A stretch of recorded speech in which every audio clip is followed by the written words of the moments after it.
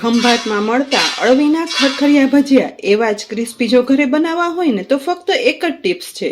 તો આજે આ ટિપ્સના ઉપયોગથી વરસાદમાં ખાવાની મજા આવે ને તેવા અળવીના પાનના એકદમ ક્રિસ્પી ખરખરિયા ભજીયા બનાવીએ. શરૂઆત ખંભાતના ક્રિસ્પી ખરખરિયા ભજીયા સાથે પીરસાતી કઢી બનાવવા માટે એક બાઉલમાં 1 ટેબલસ્પૂન ખાટું દહીં ઉમેરી તેમાં 1/8 કપ બેસન ઉમેરી દેવાનું.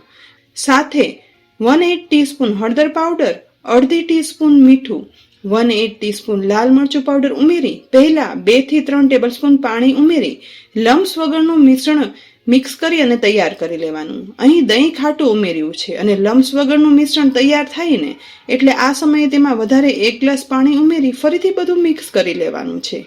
તૈયાર થયેલા કઢીના બેટરની કન્સિસ્ટન્સી પણ અહીં જુઓ, એકદમ મીડિયમ રાખી છે. ખરખરિયા ભજીયા સાથે ખવાતી આ કઢી વઘારવા માટે ગેસ પર ગરમ થતી કડાઈમાં 2 ટીસ્પૂન તેલ ઉમેરી ગરમ કરવાનું. ગરમ થતા તેલમાં અડધી ટીસ્પૂન રાઈ ઉમેરી તે ફૂટવા લાગે ને એટલે તેમાં અડધી ટીસ્પૂન સૂકા ધાણા, 1 સૂકા લાલ મરચાના 2 ટુકડા અને મીઠા લીમડાના પાન ઉમેરી સહેજ એવી હિંગ વઘારી દઈશું. તુરંત જ ફૂટતા વઘારમાં તીખાશ પસંદ હોય ને તે પ્રમાણે લીલા મરચાના ટુકડા અને ચોપ કરેલું આદું ઉમેરવાનું. સહેજ એવું ચલાવી અને મિક્સ કરવાનું જેથી લીલા મરચાની તીખાશ આખા વઘારમાં સરસ બેસી જશે અને બનતી કઢી છે ને તે તીખી સરસ બનશે. બસ મરચાની એકદમ સરસ સતળાવાની સુગંધ આવવા લાગે ને એટલે એ સમયે તેમાં બનાવેલું કઢીનું બેટર છે ને તે વઘારી દેવાનું છે. સહેજ એવું પાણી બાઉલમાં ઉમેરી તે પણ ઉમેરી દઈ કઢી ઉકળવાની શરૂઆત થાય ને એટલે આ સમયે તેની અંદર અડધી ટીસ્પૂન મીઠું અને 2 ટીસ્પૂન ખાંડ ઉમેરી દેવાની. આ કઢી તીખાશ અને ખટાશ સાથે થોડી ગળચટ્ટી પણ હોય છે માટે ખાંડનું પ્રમાણ વધારે રાખવાનું. બસ બધું એક વખત મિક્સ કરી દઈ કઢી લગભગ 1 થી 2 મિનિટ ઉકળી અને થીક થવા લાગશે. ભજીયામાં ખવાતી આ કઢી થોડી થીક જ રાખવાની.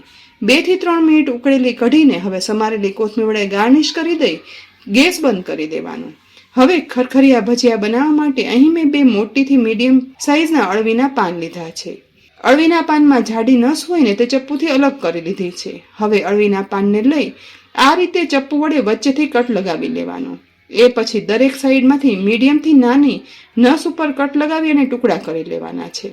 ખરખરિયા ભજીયા છે ને તે અળવીના પાન સમાર્યા વગર આવા મોટા ટુકડામાંથી જ બને છે માટે આપણને પસંદ હોય ને એ પ્રમાણે મીડિયમથી નાની સાઈઝના ટુકડા કરી લેવાના.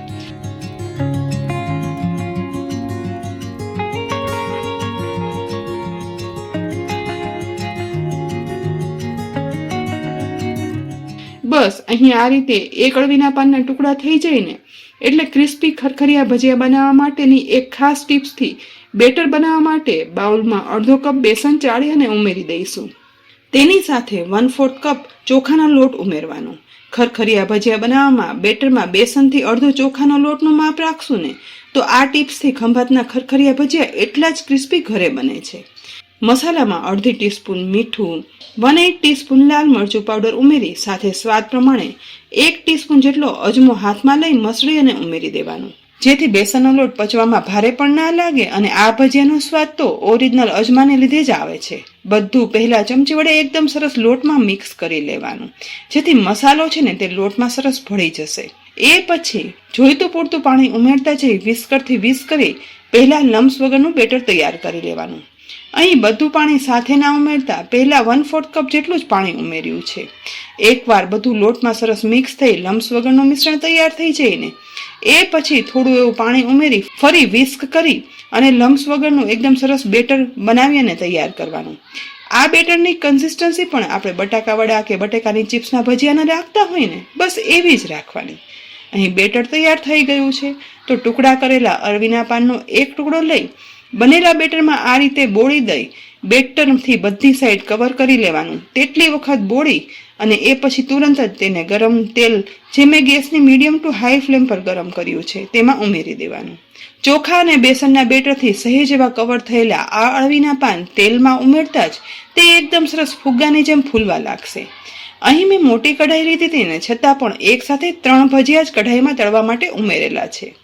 તેલમાં ગેસની મીડિયમ ટુ હાઈ ફ્લેમ જ રાખતા ફૂલતા આ ભજીયાને ઝારા વડે પ્રેસ કરતા જઈ અને તળવાના જેથી અળવીના આ ભજીયા છે ને તે એકદમ ક્રિસ્પી અને ખરખરિયા બનશે.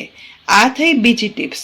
બિલકુલ ખંભાતમાં મળે ને એવા જ માત્ર 2 થી 3 મિનિટ તળાતા જ ઉપરથી ગોલ્ડન બ્રાઉન ક્રિસ્પી બનેલા આ ખરખરિયા ભજીયા છે ને તે હવે તેલમાંથી નિતારી અને બહાર પણ કાઢી લેવાના.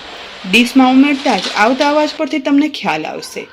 આ જ રીતે ફરીથી કઢાઈમાં સમાઈને એટલે અળવીના પાનના ભજીયા ફરીથી પાડી અને તળી લીધા પછી અહીં જુઓ બધા બનેલા ખરખરિયા ભજીયામાંથી આવતો ક્રિસ્પી અવાજ પરથી ખ્યાલ આવી જાય કે આ ખરખરિયા ભજીયા છે ને તે એકદમ ક્રિસ્પી ખંભાતમાં મળે ને તેવા જ બન્યા છે. અળવીના પાનની આ સિઝનમાં સાંજે જમવામાં ગરમા ગરમ ભજીયા સાથે ખવાય તેવી કઢી પીરસી લેવાની. સાથે તળેલા લીલા મરચાં અને ડુંગળી હોય અને અળવીના આ ખરખરિયા ભજીયા એટલે બસ મજા જ આવી જાય. તો એકદમ સરળ છે ને આ રીત. જરૂરથી આ રીતે ખરખરિયા ભજીયા બનાવી અને પછી કોમેન્ટ કરજો કે બધાને ભાવ્યા કે નહીં. રેસીપી ઉપયોગી લાગે ને તો લાઈક કરી અને શેર પણ કરજો. સાથે જ અમારી યુટ્યુબ ચેનલ સબસ્ક્રાઈબ કરી અમારા ફેસબુક પેજને લાઈક કરી અને ફોલો કરી લેજો, જેથી આવી અનેક ઉપયોગી અવનવી રેસીપીના અપડેટ્સ તમને તુરંત જ મળે. આવતીકાલે ફરી મળશું નવી રેસીપી સાથે. ત્યાં સુધી આવજો.